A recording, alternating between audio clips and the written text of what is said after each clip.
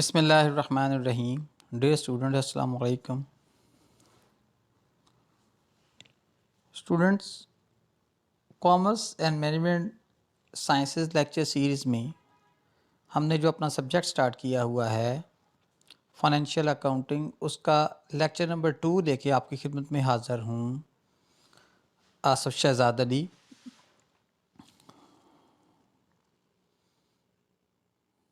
Dear students, आज के lecture में हम बात करेंगे अकाउंटिंग इक्वेशन की। जैसा कि पहले हम अकाउंटिंग की बेसिक्स को डिस्कस कर चुके हैं कि जिसमें हमने देखा था कि अकाउंटिंग बुनियादी तौर पे 3 एक्टिविटीज़ पे मुश्तमिल होती है कि जिसको हमने identification, recording and communication of financial events का नाम दिया और हमने अकाउंटिंग की डेफिनेशन देखी। अगले मरहले पे बढ़ते हुए हमने ये चीज़ भी देखी कि अकाउंटिंग की अजम्पशंस क्या हैं, एथिकल स्टैंडर्ड्स क्या हैं और वो कौन सी अजम्पशंस हैं कि जिनकी बुनियाद पे अकाउंटिंग का सब्जेक्ट वजूद में आया या इसके लिए मुख्तलिफ थीरीज़ बयान की गई। तो इसी सिलसिले को आगे बढ़ाते हुए हम लेक्चर नंबर 2 में डिस्कस करेंगे अकाउंटिंग इक्वेशन को। अकाउंटिंग इक्वेशन बिजनेस इक्वेशन या बैलेंस शीट भी कहलाती है। तो आज के लर्निंग ऑब्जेक्टिव जो हमारे होंगे, पहले हम इसको डिस्कस करते हैं। आज का यानी लेक्चर नंबर 2 का हमारा पहला लर्निंग ऑब्जेक्टिव है analyse the effect of business transactions on the accounting equation. यानी हमने उन तमाम फाइनेंशियल या इकोनॉमिक इवेंट्स के असरात देखने हैं कि अगर एक बिज़नेस ट्रांजैक्शन होती है तो उसके असरात बिज़नेस पे क्या होते हैं, बिज़नेस की नेट वर्थ पे क्या होते हैं, कंपनी की लिक्विडिटी पोजीशन पे क्या होते हैं। हमारा आज का दूसरा लर्निंग ऑब्जेक्टिव होगा state the accounting equation. Accounting equation क्या है एंड डिफाइन इट्स कंपोनेंट्स, और इसके कंपोनेंट्स क्या हैं, कौन कौन सी चीज़ इस अकाउंटिंग इक्वेशन में पार्टिसिपेट करती है। और हमारा आज का तीसरा लर्निंग ऑब्जेक्टिव होगा analyse the effects of business transactions on the accounting equation.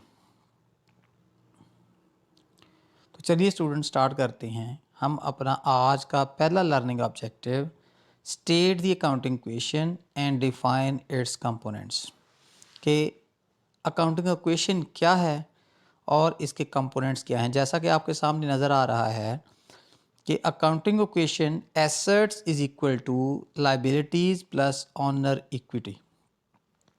अब अगर लेफ़्ट साइड पे देखें तो हमें एसेट्स नज़र आ रहे हैं, यानी बिज़नेस के तमाम असासाजात, चाहे वो करंट नौइयत के हों चाहे वो फ़िक्स नौइयत के हों। जबकि राइट साइड पे आपको 2 चीज़ें नज़र आ रही हैं जिसमें लायबिलिटीज़ यानी बिज़नेस की तमाम जिम्मेदारियाँ, इन लायबिलिटीज़ के अंदर करंट लायबिलिटीज़ भी होंगी और लॉन्ग टर्म लायबिलिटीज़ भी होंगी, प्लस ऑनर इक्विटी यानी net worth of the business.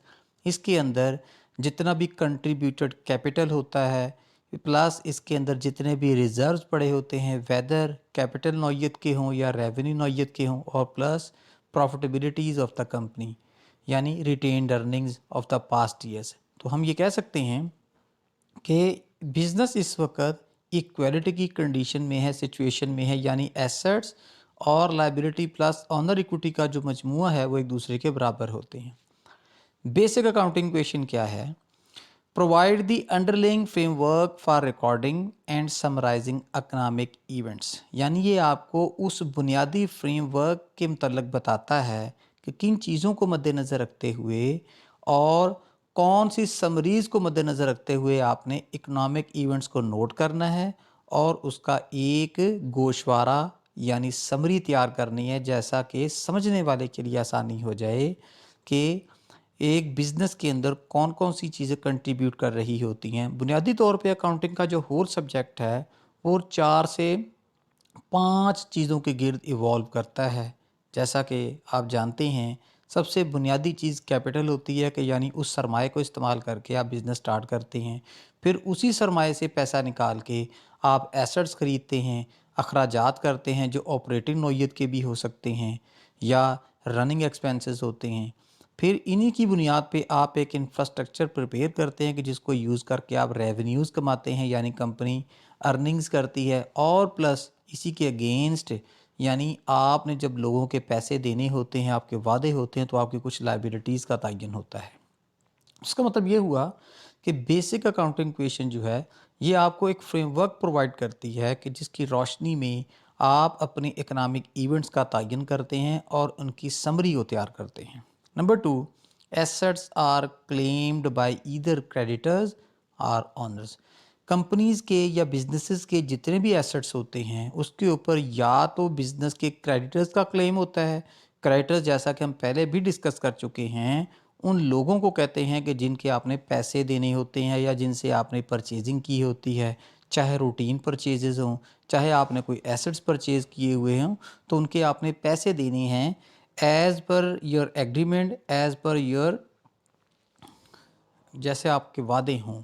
और ऑनर्स जो बिज़नेस के मालकान होते हैं, तो कंपनीज़ की सूरत में मालकान एक भी हो सकते हैं और मल्टीपल मालकान भी हो सकते हैं, जबकि पार्टनरशिप बिजनेसेस के अंदर कुछ लोग जो कि मिलके जॉइंटली बिजनेस कर रहे होते हैं वो मालकान कहलाते हैं। Number three, if a business is liquidated, अगर एक बिज़नेस ख़त्म हो जाता है यानी उसको बेच दिया जाता है और कैश इन यानी कैश वसूल कर लिया जाता है, claims of creditor must be paid before ownership claims. तो ये चीज़ जहन में रखने की है कि जिन लोगों के क्लेम्स होते हैं कंपनीज़ के अंदर लाइक क्रेडिटर्स, उनको पहले फौकियत दी जाती है, उनके पैसे वापस किए जाते हैं, एंड देन ऑनर्स यानी कंट्रीब्यूटेड कैपिटल के जो स्टॉक होल्डर्स होते हैं उनकी बारी आती है।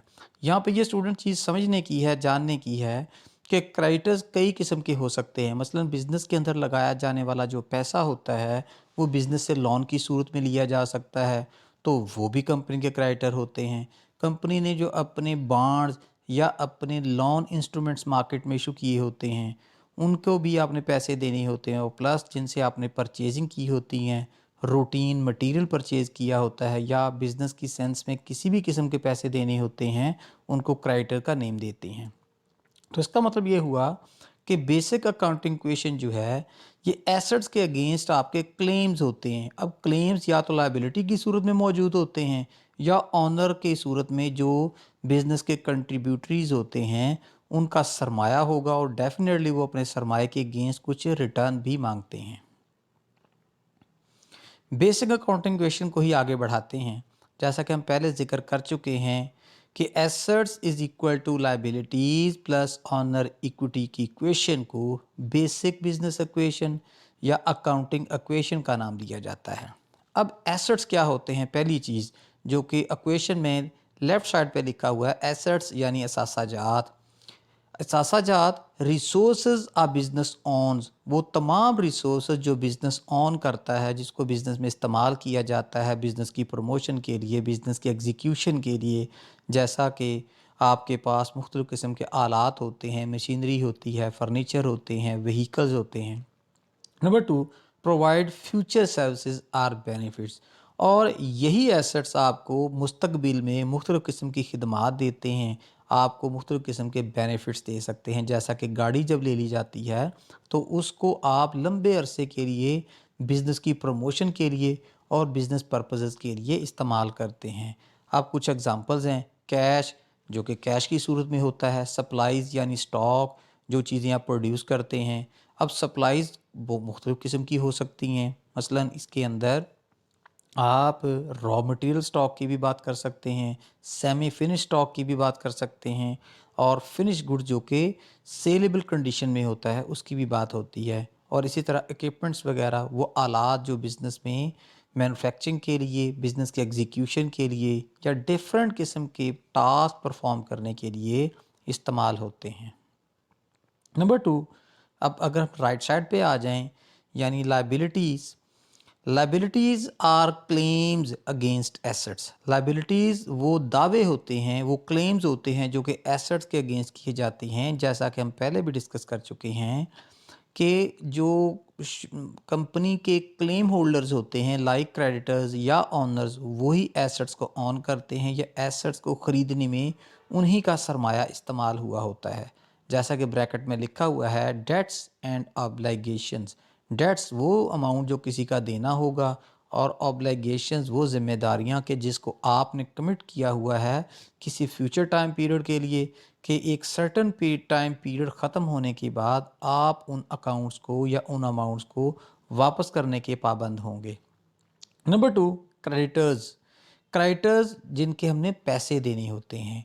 Party to whom money is owed, यानी वो लोग कि जिनसे आपने पैसे लिए होते हैं। जैसा कि मैं पहले भी जिक्र कर चुका हूँ कि क्रेडिटर्स कई किस्म के होते हैं। मसलन जिनसे आपने रूटीन परचेजेस की हुई हों उनको भी पैसा वापस करना होता है।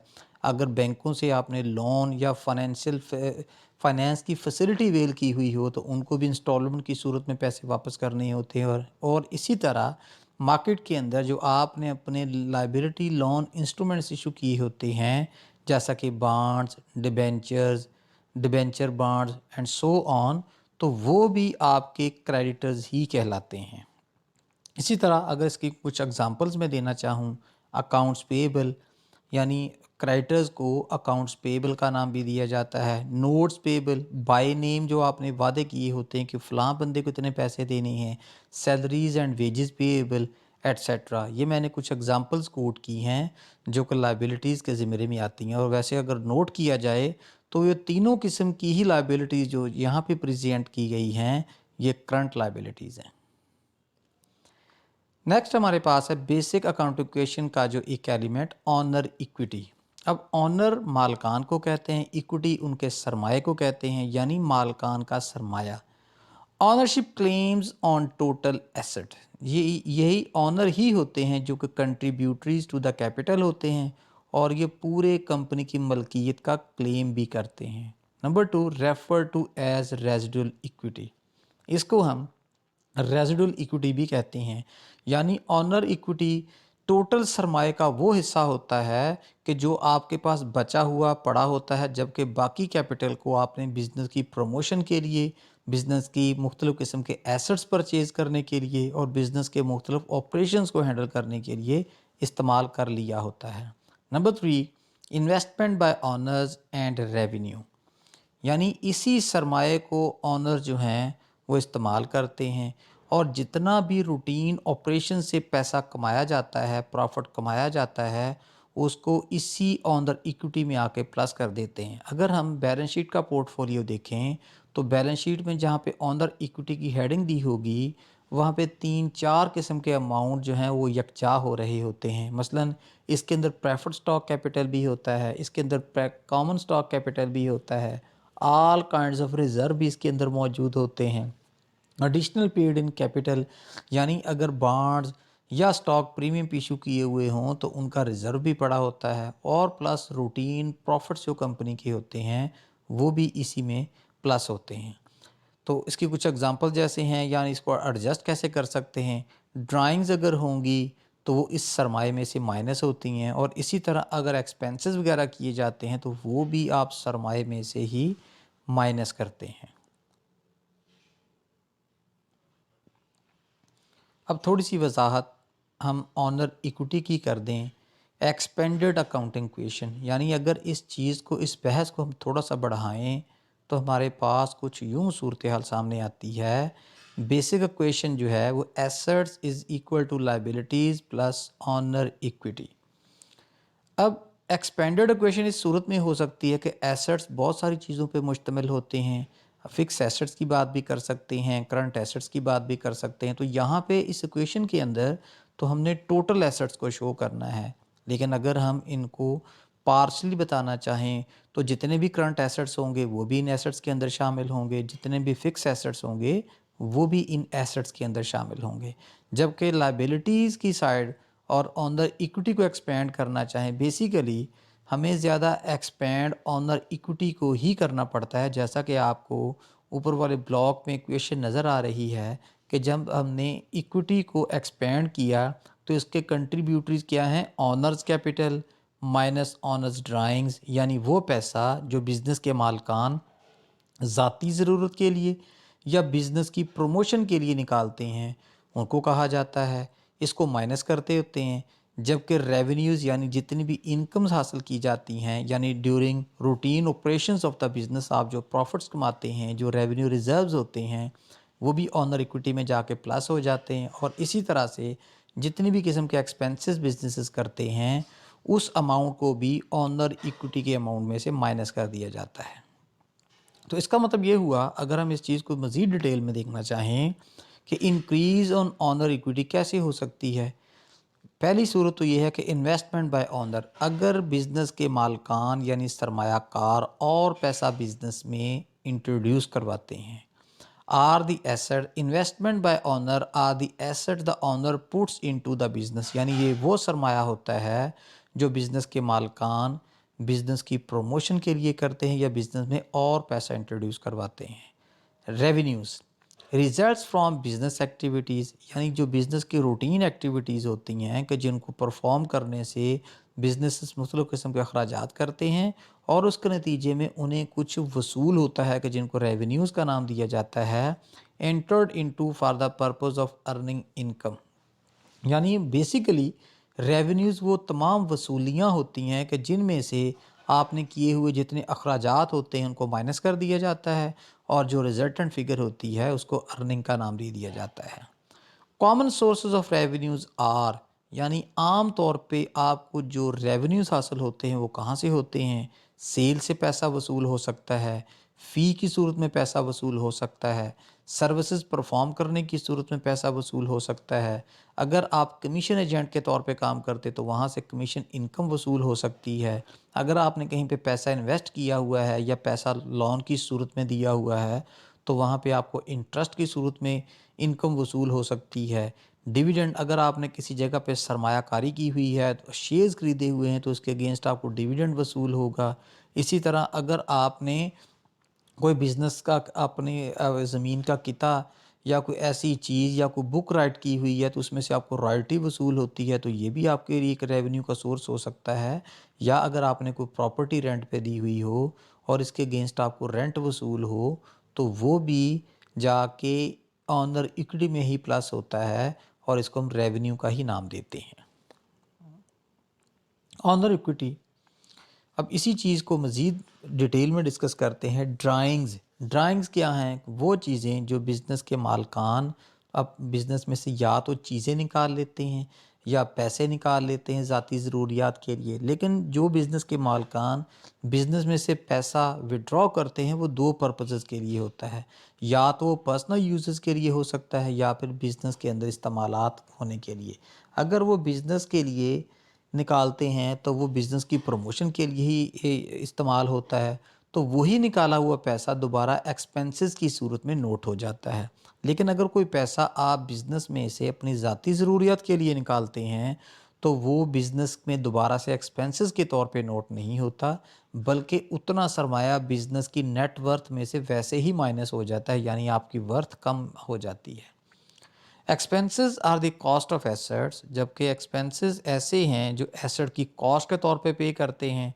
Consumed or services used in the process of earning revenue, जब हम बिज़नेस के अंदर रूटीन ऑपरेशंस परफॉर्म कर रहे होते हैं और अर्निंग की तरफ बढ़ रहे होते हैं तो मुख्तलिफ़ किस्म की वसूलियाँ करने के लिए हमें मुख्तलिफ़ किस्म के एक्सपेंसेस भी करना पड़ते हैं। उनको हम जनरल एक्सपेंसेस का ही नाम देते हैं। कॉमन एक्सपेंसेस, जिस तरह कि हमने पहले रेवेन्यूज़ को एक्सप्लेन किया, कॉमन एक्सपेंसेस कौन कौन से हो सकते हैं।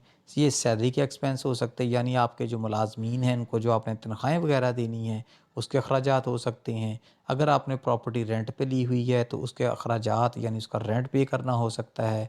यूटिलिटी एक्सपेंसेस, जितने भी बिजली, गैस, टेलीफोन, पीटीसीएल या इंटरनेट सर्विसेज जितने भी आपकी उसके बिलिंग होगी वो इसके अंदर फॉल करेगी।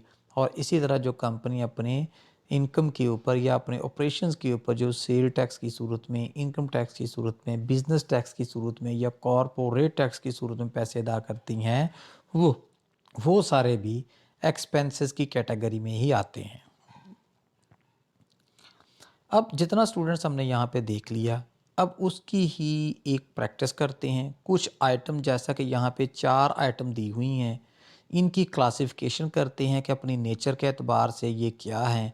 आया ये एसेट हैं, एक्सपेंस हैं, इनकम है, लायबिलिटी हैं। एंड देन ये बताएंगे कि ऑनर इक्विटी के ऊपर इसके असरात क्या हो सकते हैं। जैसा कि अभी हमने पीछे बिजनेस इक्वेशन देखी कि जब भी ड्राइंग्स वगैरह कोई करते हैं तो ऑनर इक्विटी में से पैसा माइनस हो जाता है। अगर during the course of business हमें कोई प्रॉफिट हासिल होता है तो उसको ऑनर इक्विटी में प्लस कर दिया जाता है। और इसी तरह से अगर बिज़नेस की प्रमोशन के लिए बिज़नेस के रूटीन एक्सपेंसेस अगर कोई किए जाते हैं तो उस अमाउंट को ऑनर इक्विटी में से माइनस कर देते हैं।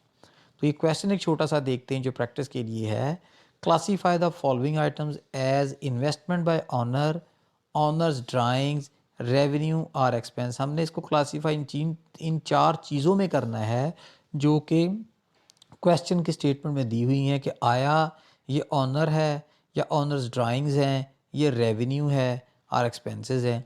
Then indicate whether each item increase और डिक्रीज ऑनर इक्विटी। और फिर ये बताएंगे कि हर एक के वकूफ़ पज़ीर होने से आया इक्विटी में इजाफा हो रहा है या कमी वाक़ हो रही है। तो सबसे पहली चीज़ है रेंट एक्सपेंस। जैसा कि साथ लिखा हुआ है एक्सपेंस, तो नौयत के एतबार से ये एक ख़र्चा है यानी एक्सपेंस है। और आपने देखा अभी बिजनेस इक्वेशन में कि एक्सपेंसेस जो हैं वो ऑनर इक्विटी को रिड्यूस कर देते हैं यानी डिक्रीज़ कर देते हैं। दूसरी आइटम जो यहाँ पे गिवन है वो सर्विस रेवेन्यू है। सर्विस रेवेन्यू रेवेन्यू आमदन होती है। और हमने अभी बिजनेस इक्वेशन में पिछली स्लाइड्स पे देखा कि जब बिज़नेस कोई प्रॉफिट कमाता है या कोई वसूली करता है तो वो वसूली उसकी इक्विटी में जाके प्लस हो जाती है। तो क्लासिफिकेशन के एतबार से ये रेवेन्यू है और इसका असरात ऑनर इक्विटी पे ये होंगे कि चूँकि इनकम जब बढ़ती है तो ऑनर इक्विटी भी बढ़ती है, तो ये ऑनर इक्विटी को इंक्रीज़ कर देगी। Number 3 drawings. अब ड्राइंग्स के साथ लिखा नहीं है कि ये ड्राइंग्स ज़ाती मकासद के लिए है या बिज़नेस की प्रमोशन के लिए है, लेकिन क्लासिफिकेशन के एतबार से ड्राइंग्स को हम ड्राइंग्स का ही नाम देते हैं यानी बिज़नेस में से पैसा कुछ निकाल लिया जाता है। और जबकि इक्विटी के ऊपर इसके असरात ये होते हैं कि इक्विटी को डिक्रीज़ कर देते हैं। Number 4 salaries and wages expense. यानी आपने अपने मुलाजमिन की तनख्वाहें या ऐसे लोग जो डेली वेजेस पे काम करते हैं उनको आपने अदायगी करनी है। तो क्लासिफिकेशन के अतबार से ये एक ख़र्चा है यानी एक्सपेंस है। और ऑनर इक्विटी बेस के असरात ये होंगे कि ये इक्विटी को रिड्यूस कर देंगे या डिक्रीज़ कर देंगे। सो इस तरह से स्टूडेंट्स हमने एक छोटी सी प्रैक्टिस कर ली कि जैसा कि हमने देखा कि ऑन जो आपकी काउंटिंग इक्वेशन होती है वो 3 एलिमेंट्स पे मुश्तमिल होती है यानी assets is equal to liabilities plus owner equity. और फिर फर्दर हमने एक्सपेंड किया कि ऑनर इक्विटी कितनी चीज़ों पे मुश्तमिल होगी, उसी की हमने एक छोटी सी प्रैक्टिस की और छोटा सा सिनेरियो क्वेश्चन हल किया। तो स्टूडेंट्स हम बढ़ते हैं अगले हमारे लर्निंग ऑब्जेक्टिव की तरफ कि effects of business transaction on accounting equation. जब मुख्तलिफ़ किस्म की बिज़नेस के अंदर अकाउंटिंग या बिज़नेस ट्रांजैक्शंस वकूफ़ पज़ीर होती हैं तो उसके असरात बिज़नेस पे क्या आ सकते हैं। Transactions are business economic events. Transaction हम बिज़नेस के वकूफ़ पज़ीर होने वाले इवेंट्स को कहते हैं रिकॉर्डेड बाय अकाउंटेंट्स को, जिनको अकाउंटेंट मुख्तलिफ़ रूल्स को फॉलो करते हुए रिकॉर्ड करते हैं। इसमें क्या कुछ हो सकता है, may be external or internal. ये ट्रांजैक्शन एक ऑर्गेनाइजेशन के अंदर वकूफ़ पज़ीर होने वाली भी हो सकती हैं या आउटसाइड द वर्ल्ड बाकी लोगों के साथ जो आपके बिज़नेस की डीलिंग होती हैं। यानी बेसिकली ट्रांजैक्शन हर उस अमल को कहते हैं कि जिसके असरात बिज़नेस की इक्वेशन पे आ सकते हैं। या तो बिज़नेस जो है वो कम हो सकता है या बढ़ सकता है। तो इसी चेंज प्रोसेस को जो हम आइडेंटिफाई करते हैं वो एक इवेंट से करते हैं और इस इवेंट को ही हम ट्रांजैक्शन का नाम देते हैं। Not all activities represent transaction. Business के अंदर होने वाली तमाम एक्टिविटीज़ ट्रांजैक्शंस नहीं होती। बेसिकली ट्रांजैक्शन उसी चीज़ को कहा जाता है कि जिसमें बिजनेस की नेटवर्थ के अंदर से तब्दीली आ जाए, कोई लायबिलिटी में इजाफा हो जाए, कोई एसेट में इजाफा हो जाए, कोई आपका एक्सपेंस बढ़ जाए या आपकी इनकम रिड्यूस हो जाए या कम हो जाए। तो हर वो चीज़ जो इकोनॉमिकली या फाइनेंशियली बिजनेस को अफेक्ट करती है हम उसको ट्रांजैक्शन का नाम देते हैं। Each transaction has A dual effect on the accounting equation. और यहाँ पे ये चीज़ याद रखने की है कि हर वकूफ़ पज़ीर होने वाली ट्रांजैक्शन के असरात बिज़नेस पे डुअल होते हैं यानी दो होते हैं। यानी अगर कोई चीज़ डेबिट हो रही होगी तो कोई इसके अगेंस्ट क्रेडिट भी हो रही होगी। और इसी तरह अगर कोई चीज़ एसेट साइड पे ऐड होती है तो लाइबिलिटी साइड पे भी ऐड होगी, लेकिन अगर कोई चीज़ एसेट साइड से माइनस होती है तो लाइबिलिटी साइड से भी माइनस होगी। लेकिन ये ज़रूरी या हार्ड एंड फास्ट रूल नहीं है। बाज़ का चेंजेस ऐसी भी होती हैं कि एसेट साइड पे ही एक चीज़ ऐड होती है और एसेट साइड से ही माइनस हो जाती है, तो इस सूरत में भी बिज़नेस पे होने वाला फ़र्क जो है वो सेम रहता है। और इसी तरह कोई चीज़ लाइबिलिटी साइड पे ऐड होती है और इसी साइड से ही माइनस हो जाती है, जबकि अदर इम्पैक्ट एसेट साइड पे कोई नहीं होता, तो तब्दीली बिजनेस के अंदर, अकाउंटिंग के अंदर, इक्वेशन के अंदर ऐसे भी हो सकती है। ट्रांजैक्शन एनालिसिस करते हैं कि जब कोई ट्रांजैक्शन वकूफ़ पज़ीर होती है तो सबसे पहले तो हमने इसको आइडेंटिफाई करना होता है कि आया ये एक अकाउंटिंग इवेंट है। जब हमने इसको अकाउंटिंग इवेंट डिक्लेयर कर दिया तो फिर हम इसका क्राइटेरिया अप्लाई करते हैं कि आया इसको रिकॉर्ड करने की ज़रूरत है या नहीं है।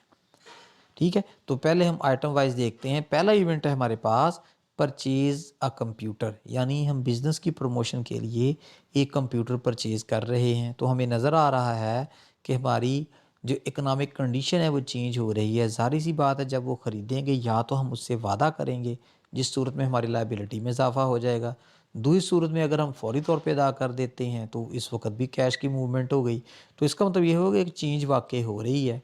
तो जैसा कि ये सेंट्रल क्राइटेरिया में लिखा भी है, is the financial position asset liability और owner equity of the capital change. Yes, computer purchase करने से इसको रिकॉर्ड करने की ज़रूरत है और इससे एक तब्दीली वाक़ई हो रही है। Number 2, discuss product design with the potential customer, यानी अपनी चीज़ों का जो डिज़ाइन है उसको कस्टमर के साथ डिस्कस करना। तो डिस्कस करने से बिज़नेस के अंदर कोई चेंज वाक़ई नहीं हो रही, ना तो कैश आ रहा है, ना कैश जा रहा है, ना लायबिलिटी में इजाफा हो रहा है, तो हम इसको रिकॉर्ड नहीं करेंगे। मतलब ट्रांजैक्शन को रिकॉर्ड करने की ज़रूरत नहीं है। नंबर 3, पे रेंट। जब आप रेंट पे करते हैं तो ये कैश की सूरत में ही जाता है, तो ये आपको नज़र आ रहा है, कैश रिड्यूस हो रहा है। तो इसी तरह जब कैश की फ़िज़िकल मूवमेंट होती है, चाहे वो आए या जाए, उसको हम रिकग्नाइज़ कर सकते हैं। तो हम कह सकते हैं there is a need to record this transaction. तो यस, इसको भी रिकॉर्ड करने की ज़रूरत है। तो बिज़नेस के अंदर जितने भी मामलात वकूफ़ पज़ीर होंगे, हमें वन बाय वन उनको देखने की ज़रूरत है, उनका तज्ज़िया करने की ज़रूरत है और ये देखने की ज़रूरत है कि किन चीज़ों को हम नोट करेंगे और किन को नहीं करेंगे। अब एक छोटा सा क्वेश्चन हम करते हैं ट्रांजैक्शन एनालिसिस में, कि जिसमें हम कुछ 8-10 ट्रांजैक्शन पास करेंगे और फिर उसका इफ़ेक्ट देखेंगे कि उस ट्रांजैक्शन के अंदर एसेट लायबिलिटी या ओनर इक्विटी में से कौन सी चीज़ इन्वॉल्व है और उसके असरात इस अकाउंटिंग इक्वेशन पे क्या आते हैं। पहली है जी transaction number 1, investment by owner. Ray Neil decide to start a smartphone app development company, कि वो नई स्मार्टफोन की ऐप बनाने की कंपनी बनाता है, which he name the soft byte. On September 1 2017, 1 सितंबर 2017 को he invested $15,000 cash in the business. उसने बिजनेस में $15,000 इन्वेस्ट किया। This transaction results in an equal increase in asset and on liquid. जैसा कि आपको पता है कि जब बिज़नेस स्टार्ट किया जाता है तो आप पैसा बिज़नेस में इंट्रोड्यूस करवाते हैं, तो उसके असरात ये होते हैं कि एक ख़ास मकसद के लिए पैसा लाया जाता है। चूँकि पैसा एक एसेट होता है तो हम इसको कैश को ट्रीट करते हैं। और जबकि सरमाया, अगर हम इसकी अकाउंटिंग इक्वेशन में असरात देखते हैं तो हमें नज़र आ रहा है कि 15,000 का हमने पैसा इंट्रोड्यूस करवाया तो वो 15,000 कैश की सूरत में आ गया और